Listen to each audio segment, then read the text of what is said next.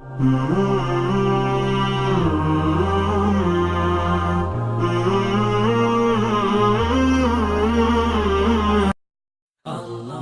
رضی اللہ تعالیٰ بیان کرتے ہیں، میں نے نبی صلی اللہ علیہ وسلم سے دریافت کیا، اللہ پاک کو کون سا عمل سب سے زیادہ محبوب ہے؟ آپ صلی اللہ علیہ وسلم نے فرمایا، وقت پر نماز ادا کرنا۔ میں نے عرض کیا، پھر کون سا؟ آپ صلی اللہ علیہ وسلم نے فرمایا، والدین سے اچھا سلوک کرنا۔ میں نے عرض کیا، پھر کون سا؟ آپ صلی اللہ علیہ وسلم نے فرمایا، اللہ کی راہ میں جہاد کرنا۔ مسعود بیان کرتے ہیں، آپ نے مجھے یہ باتیں بتائیں، اگر میں مزید دریافت کرتا تو آپ مجھے اور زیادہ بتاتے۔ آپ صلی اللہ علیہ وسلم نے فرمایا، سمجھدار انسان وہ ہے جو اپنے نفس کی نگرانی کرتا ہے اور موت کے بعد کے لیے عمل کرے، اور ناسمجھ انسان وہ ہے جو نفس کی خواہش پر چلے